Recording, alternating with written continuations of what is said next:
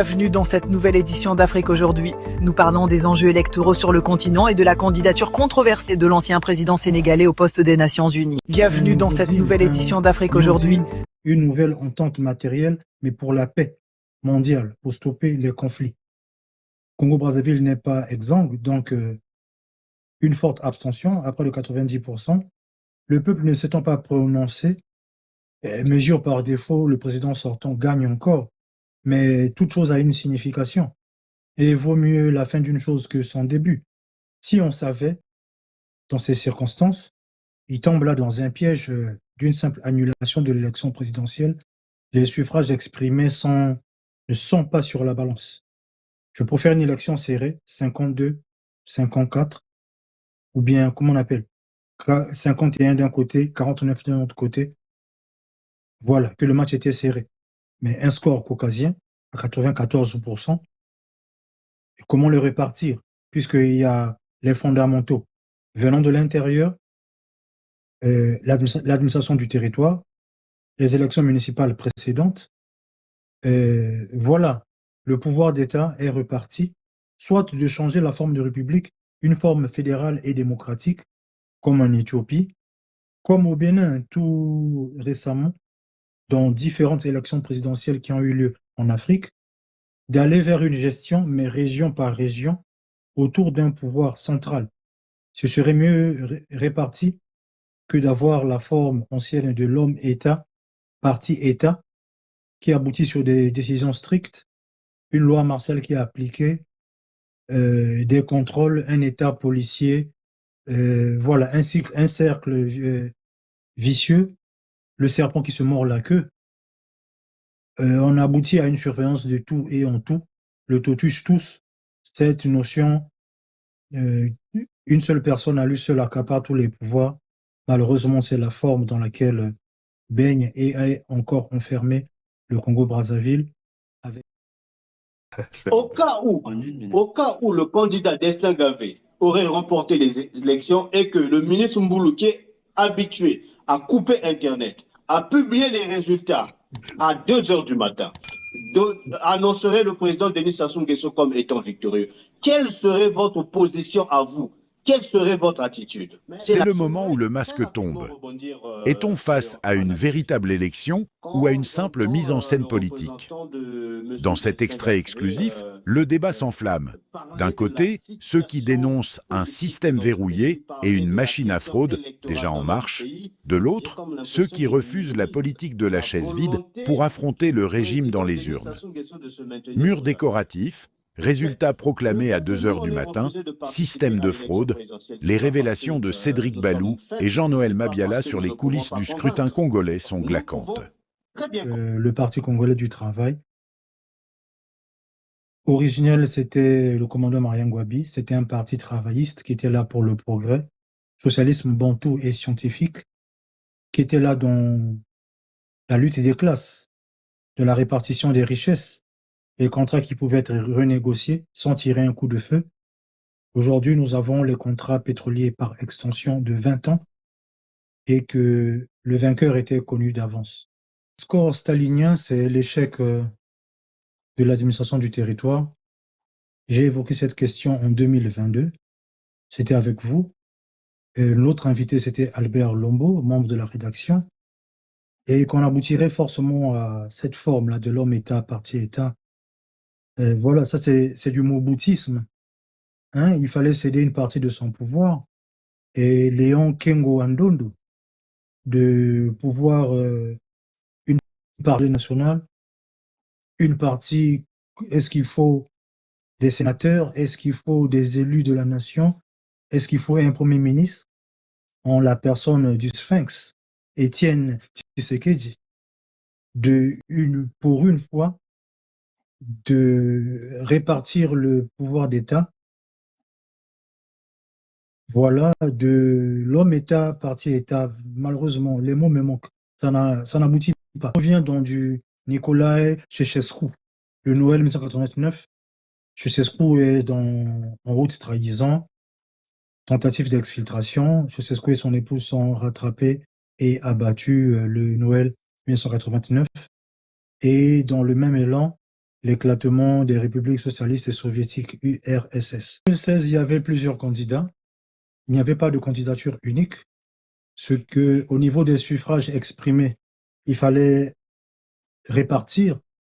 Donc, 6 candidats, même si c'était 10 candidats, il fallait une moyenne arithmétique, la somme totale divisée par 13. La somme totale divisée par 6, mais 6 la fois 2, le nombre de suffrages réellement exprimés. C'est là où Henri Bouka intervient, que les résultats ne sont pas satisfaisants au niveau des urnes. Confiscation des urnes. Les assesseurs qui étaient présents sont priés de partir. Le comptage et décomptage manuel des voix ne se fait pas entièrement. Sous la menace physique, certains assesseurs, témoins ou bien candidats eux-mêmes et les supports de ces différents candidats n'ont pas pu être présents physiquement au décompte, voyant les urnes être transportées destination inconnue par des militaires, le vote anticipé de la force publique, la CENI, donc la Commission nationale électorale, est dite indépendante. Mais pourquoi l'armée? Le rôle de l'armée, c'est dans les casernes.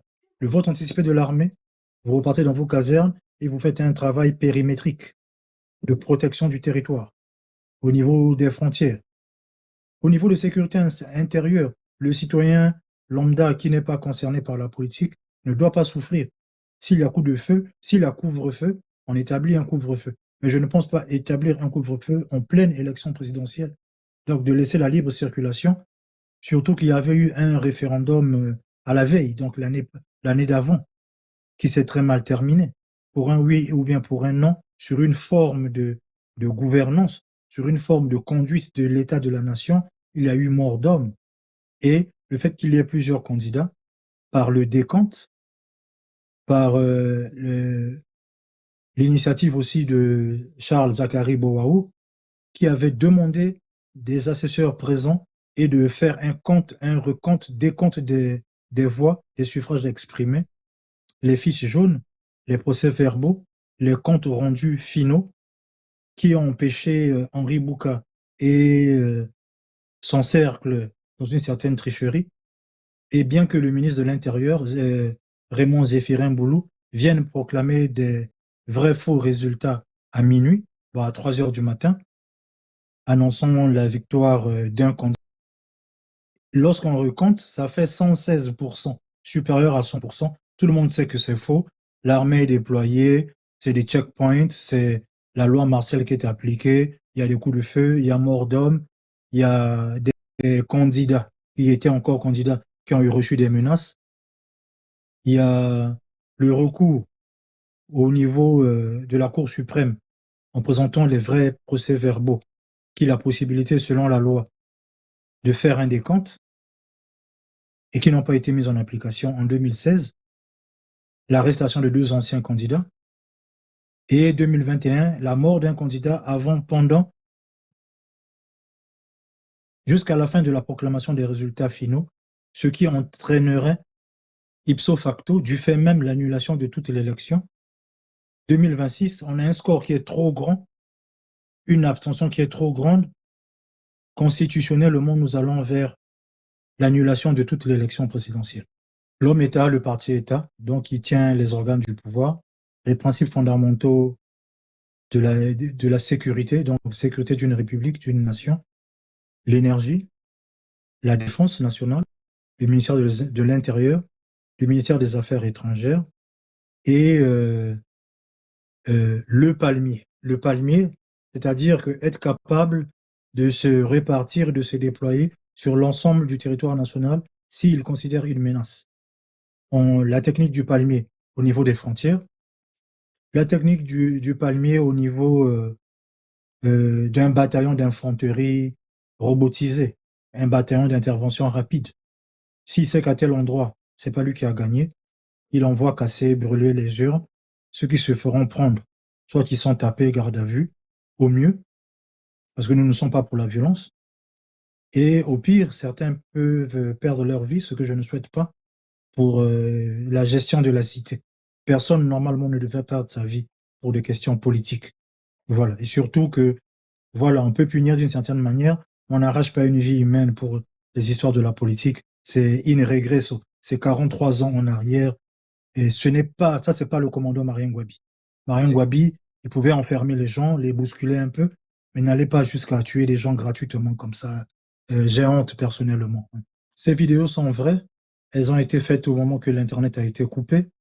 Dès que l'Internet est rétabli, l'ordre était donné de ravir toutes ces urnes, de les emmener dans un no man's land, dans une partie déjà conquise par le pouvoir, et de bourrer les urnes, d'exprimer les fiches jaunes, donc les procès-verbaux finaux, en absence des assesseurs, en absence des témoins des différents candidats, en absence des candidats eux-mêmes qui ont le droit de libre circulation, puisqu'ils sont encadrés par une force mixte qui est prêtée par le ministre de l'Intérieur, qui est prêtée au niveau du cabinet conseil du ministre de la Défense, puisqu'on s'appuie là sur un fichier national d'interdiction de détention et d'acquisition illégale d'armes, armes à feu, force à la loi et à la loi seule, et l'État lui-même étant titulaire, a le monopole de la violence légale.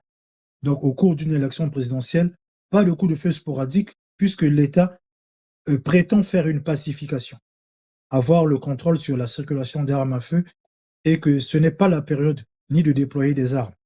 Curieusement, il utilise les armes de la République, les armoiries de la République, les symboles de la nation, faux et usage de faux, et un cycle infernal que l'on n'est pas encore sorti de l'auberge.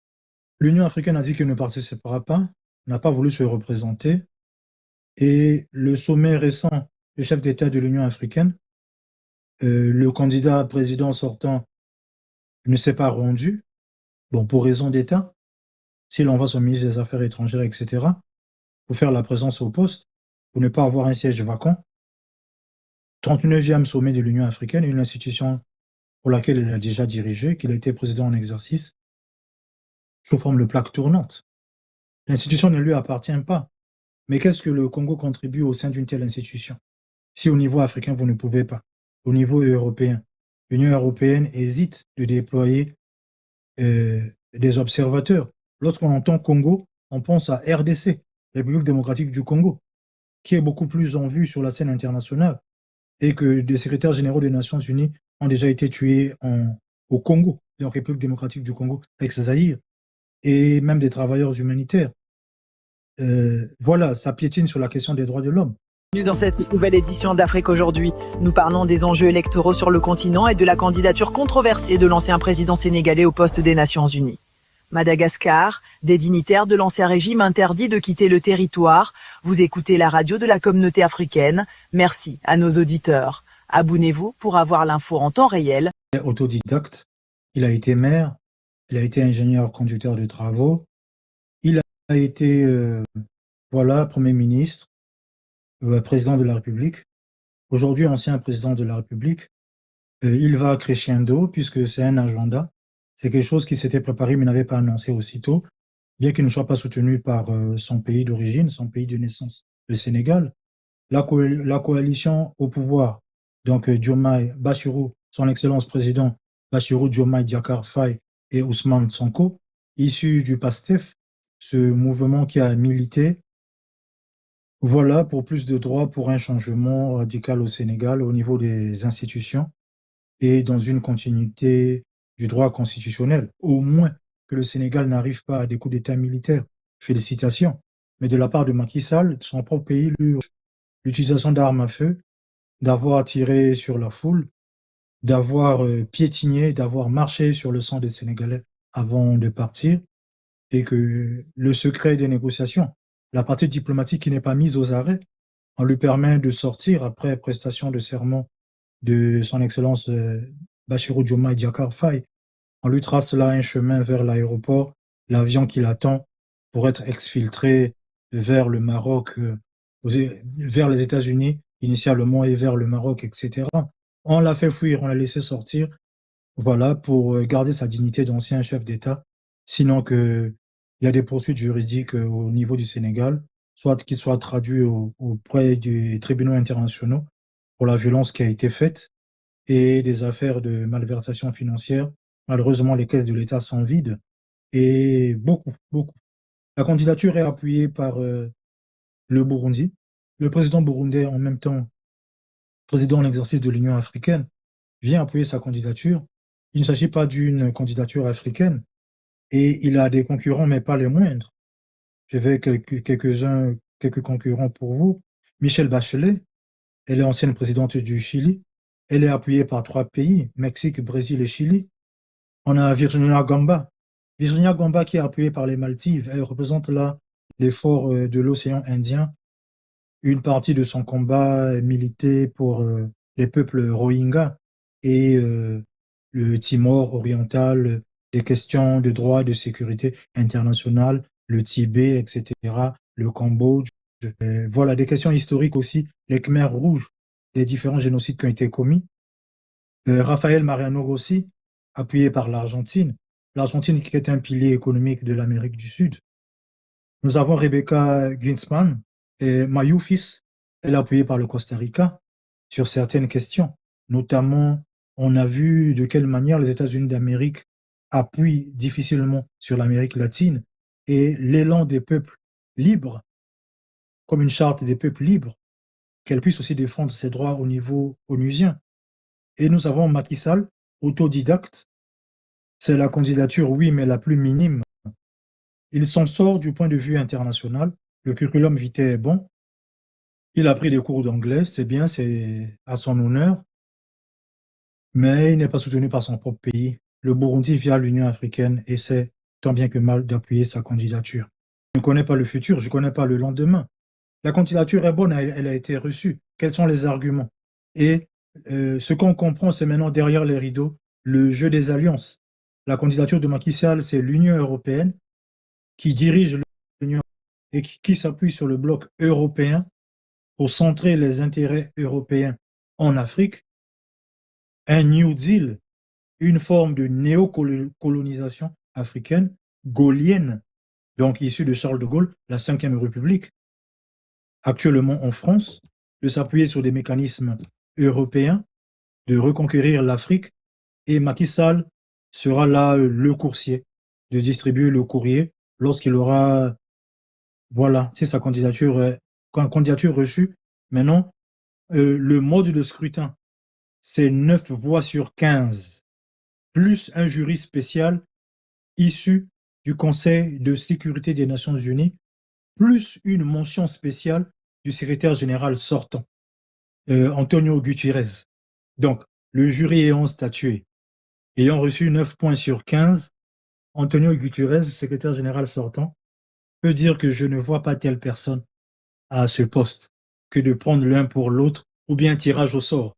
On met 2 bouts de papier, yes or not, et on va tirer. Michelle Bachelet gagne son profil ancienne présidente chilienne.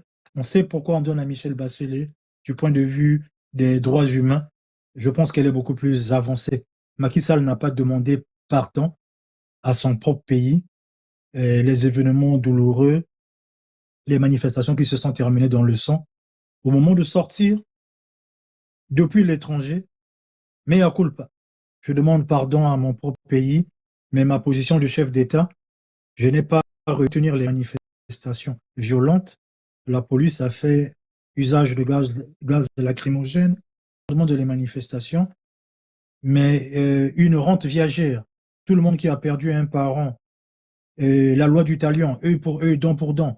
Tout le monde qui est blessé, brûlé, etc., mais qui n'est pas mort, il rentre dans le livre blanc de la réparation des victimes des séquelles de guerre, à l'article 5 du ministère de la Défense de la France.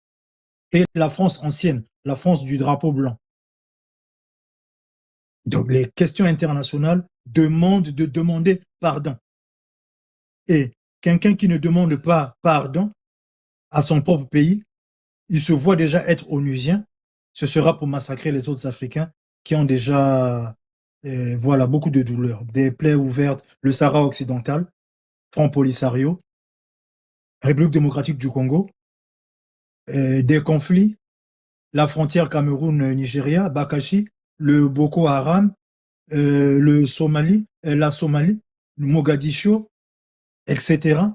Je vous ai dit au début, 30 ans la démocratie ne marche pas en Afrique. Chaque élection présidentielle en Afrique se termine par mort d'homme. En tant qu'ONUsien, qu'est-ce qu'il nous garantit, s'il vous plaît? Merci à la candidature de Macky Sall. Il faudra faire face à Michelle Bachelet. Et pour moi, c'est elle qui est pressentie. Une femme aussi pour le secrétaire général de l'ONU, avec un agenda. Un agenda, c'est de réformer, c'est de traduire et de la partie écologique. On veut une planète propre, assainir, diminuer la pollution, les énergies renouvelables, stopper les conflits et le rationnement énergétique. Ce que vous mangez dans 5 ans, dans 10 ans, sera calculé. Combien vous mettez de carburant, combien votre empreinte carbone. Voilà, moi je m'en sors pas l'empreinte carbone, je voyage beaucoup. Si on me dit que j'ai épuisé mon carbone, moi je dirais que j'ai payé mon billet d'avion, sous-régional, international. Je voyage en Amérique, en Asie, en Afrique, etc. Mais c'est un agenda qui sera mis en application par les grandes puissances. Si ça permet de répartir, d'équilibrer l'humanité, oui.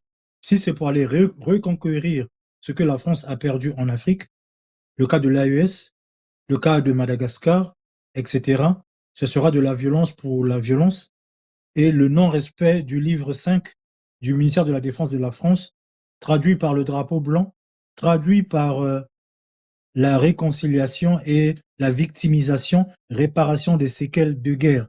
Là où un chef d'État sortant reconnaît avoir tiré sur la foule, depuis l'étranger, il demande pardon. Et son pardon est accepté. Dans cette nouvelle édition d'Afrique aujourd'hui, nous parlons des enjeux électoraux sur le continent et de la candidature controversée de l'ancien président sénégalais au poste des Nations Unies. Madagascar, des dignitaires de l'ancien régime interdits de quitter le territoire. Vous écoutez la radio de la communauté africaine. Merci à nos auditeurs. Abonnez-vous pour avoir l'info en temps réel. Michael Randrianirana, au 25 octobre 2025, il dirigeait l'unité CAPSAT, une unité scientifique et logistique de l'armée, un corps spécialisé au sein des forces spéciales Malagasy, qui constate que des émeutes violentes, des manifestations au bout de 30 jours, on a dépassé l'article 10, plus de 10 jours en réaction du pouvoir en place de André Rajoelina, le président sortant. Muni d'un passeport français, on avait un président français de Madagascar et qui est exfiltré par la France. Et que 5 mois plus tard, on découvre des malversations financières et des caisses de l'État quasiment vides. Ayant constaté la vacance de pouvoir, la Cour constitutionnelle lui transmet le pouvoir pour une refondation. Refondation de la République de Madagascar, c'est au niveau des institutions, c'est au niveau de l'anticorruption, c'est au niveau des alliances internationales.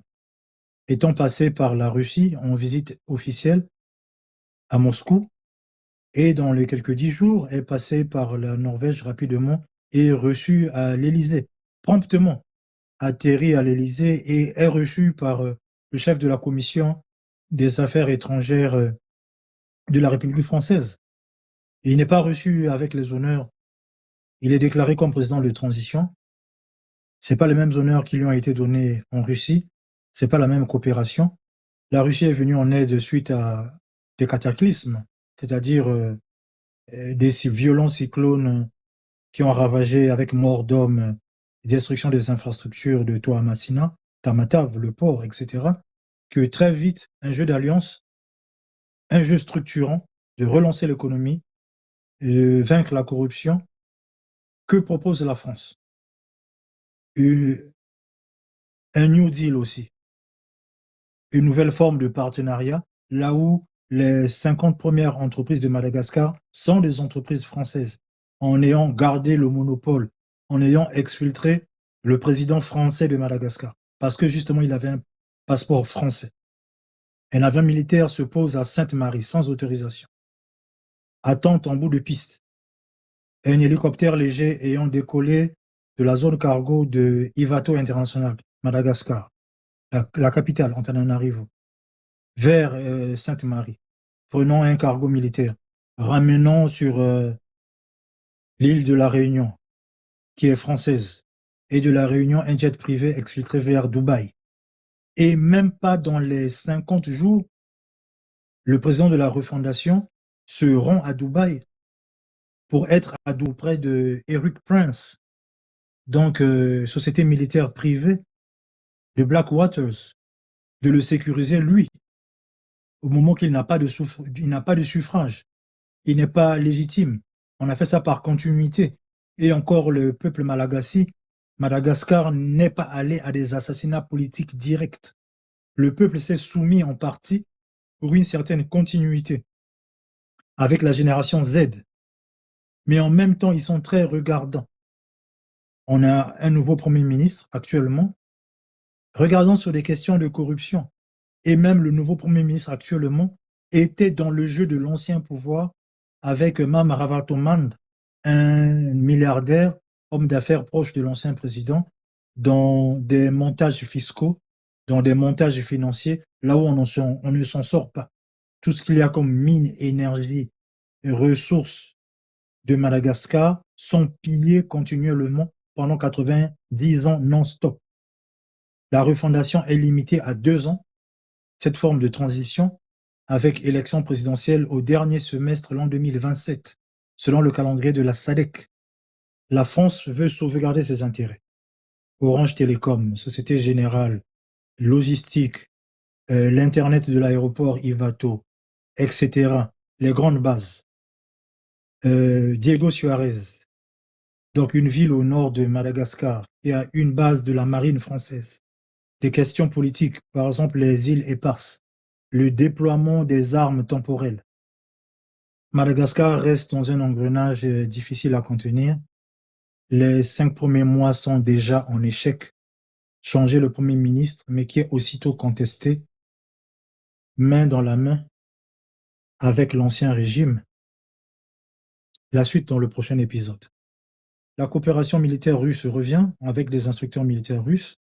La coopération militaire russe vient dans le cas des catastrophes, le Bureau national des catastrophes et des situations d'urgence, de former la réserve nationale. La réserve nationale, ce sont des pompiers, des secouristes, des médecins, infirmières, aides-soignantes, etc., qui travaillent activement, qui peuvent être réquisitionnés pour des questions nationales. Ce qu'on appelle l'hôpital de campagne.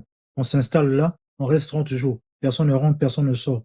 Les cas de choléra, les cas de fièvre afteuse, etc. Les cas d'urgence, les organismes internationaux comme la Croix-Rouge, le Croissant-Rouge, etc.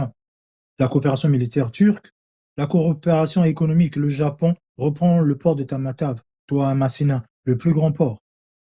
Le colonel Michael, le président de la refondation, lui-même issu du CAPSAT, cette unité scientifique en même temps de logistique, il venait de la base Tuléar. Le pouvoir était presque vacant à la capitale. Il prend quelques unités, il le remonte jusqu'à la capitale. Et qu'est-ce qui se passe à la capitale? C'est un président qui est en fuite, sinon que exfiltré. La population civile qui était là, il a la sagesse de ne pas tirer sur la foule. Déjà, ça c'est bien. Mais dans les 30 jours, il signe un contrat de sécurité militaire privé, qu'on ne connaît pas le contenu. Dans le même élan, il se rend en Russie. C'est bien. Si la Russie fait la coopération de sauver les populations humaines sinistrées. Bureau national des catastrophes, qui a un budget alloué, mais que le budget est détourné. Les éléphants blancs, les anciens chantiers, les infrastructures de base, l'eau, l'électricité, laissés par le président sortant, il y a un pillage de 700 millions d'euros, près d'1 milliard d'euros, qui ont été pillés, donc qui ne sont pas dans les caisses de l'État actuel, avec des problèmes d'eau et d'électricité. Il y a l'électricité seulement autour de l'aéroport. Dès que vous décollez, vous regardez de votre siège, il n'y a presque plus rien là. Je me demande à un pays, avec tant de richesses au niveau international, il y a une électricité durable que autour de l'aéroport, qui fait de l'aéroport un point névralgique, qui est le même point de suture, là où un président se fait exfiltrer. Dessaler l'eau, à Tuléar, etc., les partenariats directs, partenariat avec la Corée du Sud, partenariat les mini-énergies, partenariat une nouvelle monnaie qui ne dépend pas du trésor français. Rejoindre l'AES. Pourquoi pas? Le président de la refondation de Madagascar, c'est l'AES, Mali, Burkina Faso, Niger, soit un des pays de l'AES, soit les 3 pays de l'AES sous forme de tournée. Il faut une note officielle. Se rapprocher de la Chine, des investissements directs. La monnaie est fragile. On fait un système de paires, 2 monnaies. On garde la monnaie Ariari de Madagascar, plus la monnaie chinoise pour les échanges internationaux sur minimum 2 ans. Sur le temps, la même durée de la transition. Il ne sort pas des textes. Il a fait éloigner brusquement des juges constitutionnels qui étaient sous mandat jusqu'à 2028. La constitutionnalité d'un juge ne dépend pas du mandat lui-même d'un président entrant ou sortant. Il a fait une erreur qu'il a rattrapée. Il a montré son vrai visage. Il mettrait des proches au pouvoir. De faire la même chose qu'ont fait les présidents précédents.